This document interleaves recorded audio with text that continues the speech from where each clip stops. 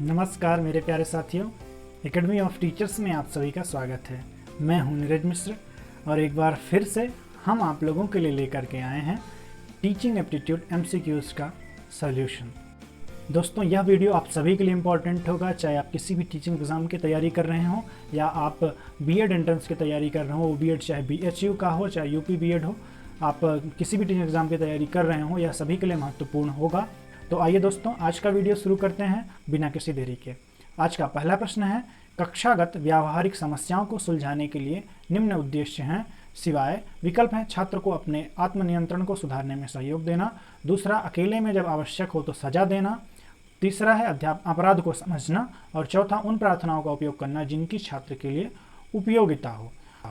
तो इस प्रकार दोस्तों, इसमें सही विकल्प होगा अकेले में जब आवश्यक हो तो सजा देना। यह कोई ऐसा उद्देश्य नहीं है कक्षागत व्यवहारिक समस्याओं को सुलझाने का, और सभी उद्देश्य हैं कि छात्र को अपने आत्मनियंत्रण को सुधारने में सहयोग देना चाहिए, और कितने अपराध क्या हैं, अपराध का कारण क्या है, यह समझने की कोशिश करना चाहिए, और उन अपील्स का यूज करना चाहिए जो कि विद्यार्थी के लिए, छात्र के लिए जिनकी खुद की ज़रूरत हो, तो उसका भी उपयोग करना चाहिए। जो व्यवहारिक समस्याओं को सुलझाने का ये उद्देश्य कभी नहीं होगा कि उसे सजा दी जाए, इसलिए दूसरा विकल्प जो है यहाँ पर वो सही होगा। अगले प्रश्न पर चलते हैं दोस्तों। एक छात्र का अभिभावक अपने बच्चे को शैक्षणिक भ्रमण पर जाने से मना कर देता है। अध्यापक को सबसे पहले मतलब ये है कि एक गार्जियन है जो कि अपने बच्चे को या अपने स्टूडेंट को क्या करता है, उसे एजुकेशनल जो टूर है उससे जाने से मना कर देता है। तो इसमें आप क्या करेंगे? विकल्प हैं, उस विषय को प्रधानाचार्य के पास भेज देंगे, प्रिंसिपल के पास भेज देंगे, दूसरा अभिभावक के साथ भ्रमण के शैक्षणिक उद्देश्य पर विचार विमर्श करेंगे। मतलब यह है कि गार्जियन के साथ आप बताएंगे कि एजुकेशनल जो एक्सकर्जन होता है या बाहर जाना घूमना जो होता है एजुकेशनल दृष्टि से वो किस प्रकार से जरूरी है, मतलब कि ये क्या उसका उद्देश्य है। दूसरा, प्रत्येक छात्र भ्रमण पर क्यों जाना चाहता है, इस विषय पूरी कक्षा को एक गृह कार्य दिया जाना चाहिए तथा उस पर अभिभावक का हस्ताक्षर कराकर लाने के लिए कहना चाहिए। मतलब यह है कि प्रत्येक स्टूडेंट को यह काम दे दिया जाना चाहिए कि उससे ये पूछा जाए कि आखिर तुम्हें क्यों जाना है इस एजुकेशनल टूर पर। और चौथा जो विकल्प है, उसी कक्षा के किसी अन्य अध्यापक को छात्रों पर भ्रमण पर ले जाने के लिए कहना चाहिए। मतलब हमें पल्ला छुड़ा लेना चाहिए, मतलब ये है कि उस जिम्मेदारी से हमें हट जाना चाहिए।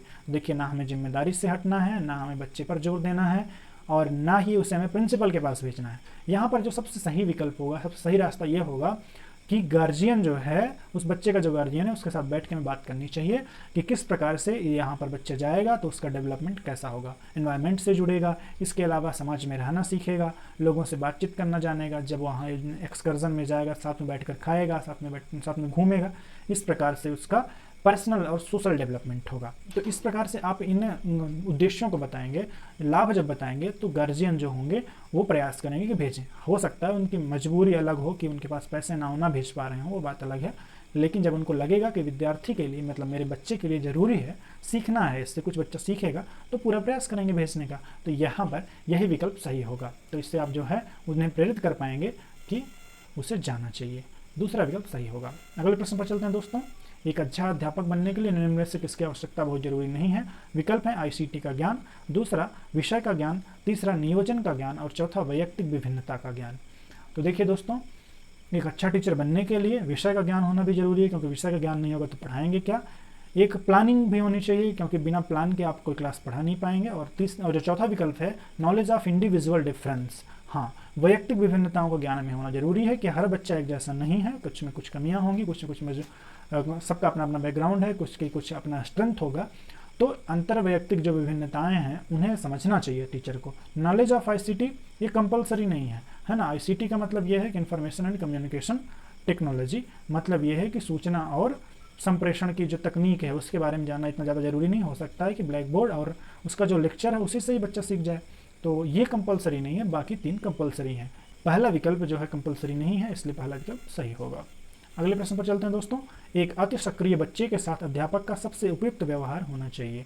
मतलब एक ऐसा बच्चा है जो ज़्यादा एक्टिव रहता है, हाइपर में एक्टिव रहता है, उसके लिए टीचर क्या करे, उसको कैसे कंट्रोल करे। विकल्प में, बच्चे को अधिक कार्य देना चाहिए जिससे कि उसे अपनी ही सीट पर बैठे रहने का कारण मिल जाए, मतलब उसे ज़्यादा काम दे देना चाहिए कि वो अपनी सीट पर बैठा रह जाए। ये दूसरा विकल्प है, बच्चे को अपनी सीट जब वह अधीर हो तो छोड़ देने की अनुमति दे देना चाहिए, मतलब जब भागना चाहे तो भाग जाना चाहिए। और बच्चे को कुछ उद्देश्यपूर्ण कार्य देना चाहिए जिससे कि उसकी सक्रियता को उचित ठहराया जा सके, उचित उपयोग किया जा सके। और चौथा जो विकल्प है, बच्चे को कक्षा से भगा देना चाहिए। देखिए, हमें बच्चे को भगाना नहीं है, ना ही उसे हमें परमिशन देनी है कि तुम बाहर जाओ, क्योंकि बाहर जाएगा, बाहर हल्ला करेगा, दूसरी क्लास डिस्टर्ब होगी और ये अनुशासनहीनता होगी, तो ये भी नहीं कर सकते आप। और उससे हम देखिए बच्चे को यहाँ पर किसी तरह से एंगेज करना नहीं अपना काम है, अपना काम है कि बच्चे की लर्निंग हो, बच्चे की जो पोटेंशियल है उसके अंदर जो कुछ भी स्ट्रेंथ है उसका उपयोग हो सके। तो उससे हम किसी तरह से काम में फंसाए रखने वाली हमारी थिंकिंग नहीं होनी चाहिए। हमारी थिंकिंग ये हो उसके अंदर जो भी क्वालिटी है उसका सुटेबल उससे हम यूटिलाइज कर सकें। इसलिए यहाँ पर जो विकल्प होगा ये होगा कि बच्चे को कुछ उद्देश्यपूर्ण कार्य देना चाहिए जिससे उसकी सक्रियता को उचित ठहराया जा सके। मतलब जिस फील्ड में वो ज़्यादा एक्टिव है ना, उसे ऐसा काम दे दो कि वो अपने स्किल थोड़ा बढ़ा पाए और अपना काम भी कर ले, तो वो एंगेज्ड भी रहेगा और उसका डेवलपमेंट भी होगा। इसलिए यहाँ पर तीसरा विकल्प सही होगा। अगले प्रश्न पर चलते हैं दोस्तों। सुभाष अपने अध्यापक से शिकायत करता है कि 3 अन्य छात्रों, जिन्हें अध्यापक जानता है कि वे सुभाष के मित्र हैं, ने सभी परीक्षा में एक दूसरे की नकल की है। इस परिस्थिति में निम्न में सबसे पहले क्या करने का सुझाव अध्यापक को देना चाहिए। मतलब ये है कि सुभाष अपने टीचर से कंप्लेन किया कि जो और 3 हैं वो सुभाष के फ्रेंड हैं, और ये भी बात टीचर भी जानता है कि वो सुभाष के फ्रेंड हैं, तीनों लड़के जिनके बारे में शिकायत करना चाहता है। ठीक, और वो ये शिकायत किया है कि इन्होंने तीनों ने एक दूसरे को नकल किया है। ओके, इस परिस्थिति में आप अध्यापक के नाते क्या करेंगे। विकल्प है, तीनों बच्चों को 0 अंक देना चाहिए। वाह, तीनों अंकों को आप 0 नंबर दे देंगे, ऐसा तो संभव नहीं हो पाएगा। सुभाष के पिताजी से बातचीत करनी चाहिए। सुभाष के पिताजी से बात करने की क्या जरूरत है, प्रॉब्लम तो 3 बच्चों से रिलेटेड है। यह समझने का प्रयास करना चाहिए कि सुभाष ने ऐसा क्यों कहा। हो सकता है वो जिलस फील कर रहा हो, इसलिए झूठ बोला हो, तो हमें प्रयास करना चाहिए कि उसने ऐसा क्यों कहा। हो सकता है वो सही भी हो, तो हमें उस पर विचार करना चाहिए, उसके अनुसार निर्णय लेना चाहिए। तो यहाँ पर तीसरा विकल्प सही होगा, पहला विकल्प नहीं। अगले प्रश्न पर चलते हैं दोस्तों। एक most important quality of a teacher is, तो सबसे महत्वपूर्ण जो गुण है शिक्षक का वो होना चाहिए कर्तव्यनिष्ठता। जब कर्तव्यनिष्ठता का उसके अंदर गुण रहेगा तो वो पंक्चुअल भी रहेगा, समयबद्ध होकर के आएगा, क्योंकि वो कर्तव्य तभी पूरा कर पाएगा जब वो समय से हो। इसके अलावा उसे परिश्रमी और ईमानदार होना चाहिए। तो कर्तव्यनिष्ठता यहाँ पर गुण होगा, नियमितता नहीं। अगला प्रश्न है दोस्तों, छात्रों के अनुत्तीर्ण होने पर यह समझा जा सकता है कि विकल्प है, व्यवस्था अनुत्तीर्ण हो गई, अध्यापक अनुत्तीर्ण हो गया, पुस्तक अनुत्तीर्ण हो गई, छात्र अनुत्तीर्ण हो गया। इसमें 2 पर्सपेक्टिव हैं दोस्तों, ये डिपेंड करता है कि एग्जामिनर क्या लेता है। देखिए, ये माना जाता है कि अगर बच्चा फेल हो रहा है, तो अगर बच्चे को मन नहीं लग रहा है, बच्चे को इंटरेस्ट नहीं लग रहा है, बच्चा सीख नहीं पा रहा है, उसमें टीचर का फॉल्ट है। तो इसमें 2 पर्सपेक्टिव ये हैं कि इसमें अध्यापक को कभी कभी मान लिया जाता है कि अध्यापक का फेल्योर है, और कभी कभी ये मान लिया जाता है कि सिस्टम का फेल्योर है। बीइंग अ टीचर, ये हमारी जिम्मेदारी बनती है कि सारी जिम्मेदारी हम अपने ऊपर लें और उस सिस्टम को सुधारें, अपने तरीके को सुधारें कि बच्चा फेल ना हो, इंटरेस्ट लेकर के पढ़े। इसलिए हम दूसरा विकल्प को यहाँ पर सही मानेंगे। अगला प्रश्न है दोस्तों, यदि आप बीएड में प्रवेश नहीं पाते हैं तो आप क्या करेंगे। यहाँ पर जो है आपकी मेंटेलिटी को चेक करना चाहता है एग्जामिनर। घर पर ट्यूशन करेंगे, नौकरी पाने तक घर पर ही रहेंगे, कोई दूसरा काम करेंगे, अथवा प्रवेश के लिए लगातार आवेदन करेंगे। तो प्रवेश के लिए लगातार आप आवेदन करेंगे या पॉसिबल नहीं है, क्योंकि आपके पास इतना समय नहीं कि आप 2 साल 3 साल 4 साल एक बीएड के लिए ही इंतजार करें। नौकरी पाने तक घर पर ही रहेंगे, यह भी संभव नहीं है, क्योंकि आप अकर्मण्य होकर के, आलसी होकर के बैठना पसंद नहीं करेंगे। कोई दूसरा काम करेंगे और घर पर ट्यूशन करेंगे, इन दोनों के बीच हमें निर्णय करना है। देखिए, यहाँ पर अगर आप कोई दूसरा काम करेंगे, ये चूज करते हैं, तो यहाँ पर ये माना जाएगा कि आपकी मेंटेलिटी ये है कि आप एक ऑप्शन लेके चल रहे हैं। मतलब आपका पूरा मन नहीं है शिक्षक बनने का, पूरा शिक्षक बनने का मन अगर आप है तो आपने, हो सकता है इस तरह से आपने मौका नहीं पाया तो आप प्राइवेट ट्यूशन शुरू कर देंगे। यहाँ पर पहला विकल्प सही होगा कि आपको एजुकेशन फील्ड से ही जुड़े रहना है अगर आप रियल में टीचर बनना चाहते हैं और यहीं पर वो चेक करना चाहता है, इसलिए यहाँ पर पहला विकल्प सही होगा। अगला प्रश्न है दोस्तों, मुक्त विद्यालयीय कार्यक्रम मूल रूप से निम्न में से किसके साथ संबंधित है। ओपन स्कूल जो प्रोग्राम है वो मुख्य रूप से किससे संबंधित है। तो ओपन स्कूल जो प्रोग्राम है ये दूर परिसर शैक्षिक कार्यक्रम है, क्योंकि ये डिस्टेंस लर्निंग का प्रोग्राम है। व्यावसायिक शिक्षा आधारित ये प्रोग्राम नहीं है, क्योंकि इसमें BA MA भी करवाया जाता है। इसके अलावा आर्ट सब्जेक्ट भी पढ़ाए जाते हैं, आर्ट साइंस भी पढ़ाए जाते हैं। यहाँ पर पहला विकल्प जो है वो सही होगा, दूर परिसर शैक्षिक कार्यक्रम। अगले प्रश्न पर चलते हैं दोस्तों, अध्यापक शिक्षा कार्यक्रम के माध्यम से कोई वह कौशल सीख सकता है जो मूल रूप से संबंधित होता है।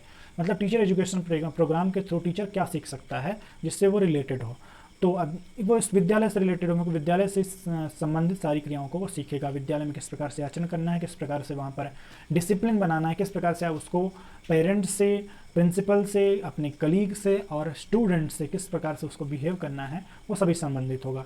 हो सकता है यहाँ पर आपको कन्फ्यूजन हो रहा है, इंटरैक्टिव बिहेवियर जो है अंतरक्रियात्मक व्यवहार से उसका संबंध होना चाहिए, क्योंकि उसे इंटरेक्शन करना होता है, लेकिन उससे और भी काम करने होते हैं विद्यालय के, इसलिए पूरी तरह से जो वो कौशल सीखेगा वो विद्यालय से संबंधित होगा, उसी में और सारी चीज़ें शामिल हो जाएंगी। अगला प्रश्न है दोस्तों, नेशनल लिटरेसी मिशन की स्थापना कब हुई थी? तो नेशनल लिटरेसी मिशन की स्थापना 1988 में हुई थी। अगला प्रश्न है, who is known as the father of computer? Computer का जनक चार्ल्स बैबेज को माना जाता है। और अगला प्रश्न है, NIVH का मतलब होगा national institute of visually handicapped, जो कि देहरादून उत्तराखंड में स्थित है। और ये विजुअल हैंडीकैप्ड का मतलब समझ सकते हैं आप, दृष्टिबाधित जो लोग हैं उनके लिए है, तो स्पेशल एजुकेशन से संबंधित है ना, क्योंकि वो स्पेशल चाइल्ड हैं, इसलिए यहाँ पर पहला विकल्प सही होगा, स्पेशल एजुकेशन। अगला प्रश्न है, what is PPP in education? PPP का फुल फॉर्म होता है पब्लिक प्राइवेट पार्टनरशिप, इसलिए पहला विकल्प यहाँ पर सही होगा। अगला प्रश्न है, शिक्षा में समावेशन उन बच्चों को शिक्षित करने का उपागम है जिनकी विकल्प है विशिष्ट शैक्षिक आवश्यकताएं हैं, ग्रामीण शैक्षिक अवस्थाएं। तो देखिए दोस्तों, इंक्लूसिव एजुकेशन का मतलब होता है कि जिन्हें विशेष आवश्यकता की ज़रूरत है उन्हें सामान्य आवश्यकता वाले बच्चों के साथ बैठाया जाए। जैसे मान लीजिए कोई एक स्वस्थ बच्चा है और कोई एक तरह से दिव्यांग बच्चा हो सकता, आँख से, कान से, है ना, बोलने में उसे समस्या हो या चलने फिरने में समस्या, किसी भी प्रकार से वो स्पेशल हो गया है, तो उसे स्पेशल एजुकेशन की नीड को जरूर, मतलब उसे हम अलग से स्कूल में ना बैठाएं, किसी के स्पेशल स्कूल में ना बैठा करके उसे सामान्य बच्चों के साथ बैठाएं और उससे उसके लिए जो ज़रूरी स्किल्स हैं उनका डेवलपमेंट करें, ये होगा। तो इंक्लूसिव एजुकेशन का मतलब होगा, तो स्पेशल एजुकेशन नीड्स जो है उनको फुलफिल कर लिया जाए तो बच्चा क्या करेगा, इंक्लूडेड हो जाएगा, क्योंकि जो उसके लिए स्पेशल एजुकेशनल नीड है उन्हें आप फुलफिल कर देंगे तो वो भी जो मेन स्ट्रीम का बच्चा है उसमें वो शामिल हो जाएगा। ठीक, इसलिए चौथा विकल्प सही होगा। अगला प्रश्न है, बहुमाध्यम उपागम मल्टीमीडिया अप्रोच का सिद्धांत मूल रूप से संबंधित है। तो मल्टीमीडिया का उपयोग किया जाता है डिस्टेंस एजुकेशन में, इसलिए दूरस्थ शिक्षा से यह संबंधित है। अगला प्रश्न है, भारत में मुक्त विश्वविद्यालय की स्थापना किस सन में हुई? तो 1982 में स्थापना की गई थी इंदिरा गांधी ओपन यूनिवर्सिटी की, इसलिए यहाँ पर दूसरा विकल्प सही होगा। अगला प्रश्न है, व्यावसायिक शिक्षा में उत्पादक श्रम को शिक्षा और खेल कूद के साथ जोड़ने की व्यवस्था किसके विचार के आधार पर की गई है? तो वोकेशनल एजुकेशन को लेबर के साथ और एजुकेशन के साथ और उसके गेम के साथ जोड़ना का थॉट जो था वो महात्मा गांधी जी का था। महात्मा गांधी जी कहते थे कि बच्चे को हस्त कौशल में निपुण बनाया जाए, विभिन्न प्रकार के कौशल जो हैं जो कि उसके मूल से संबंधित हैं उन्हें उसको सिखाया जाए, उससे इस प्रकार से उससे व्यवसाय सीख पाएगा, जैसे कि पॉटरी है ना, और इसी प्रकार के जो भी कुटीर उद्योग हैं या कि जो परंपरागत उसकी अपनी शिक्षा है या कि अपने परंपरा से जो प्राप्त करता है जिस व्यवसाय को, उसे वो सीखे, ऐसा गांधी जी कहते थे। ठीक, इसलिए उनके वर्धा योजना के अंतर्गत यही सम्मिलित था। तीसरा विकल्प यहाँ पर सही होगा। अगला प्रश्न है, right to education bill is associated with which year? तो राइट टू एजुकेशन बिल को 2005 में सबमिट किया गया था और 2009 में ये पास हो पाया था और 2010 से इसे लागू कर दिया गया था, 1 अप्रैल 2010 से, इसलिए 2005 इससे संबंधित होगा। आज का अंतिम प्रश्न है दोस्तों, भारतीय संविधान की समवर्ती सूची में वर्तमान में कितने विषय सम्मिलित हैं? तो वो हैं 47 या 52। तो इस प्रकार से यहाँ पर पहला विकल्प सही होगा। उम्मीद है दोस्तों आज का वीडियो आप लोगों को पसंद आया होगा, हेल्पफुल लगा होगा। अगर आपको ये वीडियो अच्छा लगा हो तो इसे लाइक कर दीजिएगा और वीडियो आपको कैसा लगा ये हमें कमेंट माध्यम से ज़रूर बताइएगा और उसमें आप जो भी सुधार चाहते हैं वो भी आप हमें बताएं। इसके अलावा आप हमारे टेलीग्राम चैनल से भी जुड़ सकते हैं जिसका लिंक आपको डिस्क्रिप्शन में अवेलेबल होगा। आप हमारे फेसबुक पेज से भी जुड़ सकते हैं और इसी प्रकार से आप जुड़ करके आप अपने विचार हमारे साथ शेयर कर सकते हैं, जो भी आपकी प्रॉब्लम हो आप हमारे साथ शेयर कर सकते हैं। दोस्तों इस वीडियो को अपने दोस्तों के साथ शेयर करना मत भूलिएगा ताकि सभी लोग इसका लाभ उठा सकें। और अगर अभी तक आप चैनल पर नए हैं तो इसे सब्सक्राइब जरूर कर लीजिएगा। सब्सक्राइब करने के बाद घंटा बजाना मत भूलिएगा, क्योंकि जब हम अलग अपना वीडियो डालेंगे तो फिर आपके मोबाइल में घंटा नहीं बजेगा। तो ज़रूरी है कि इसका घंटा बजाइए और अपने मोबाइल का भी घंटा बजाइए, अपने दिमाग का घंटा बजाइए, एक्टिव रहिए, सीखते रहिए। दोस्तों आज के लिए इतना ही, धन्यवाद।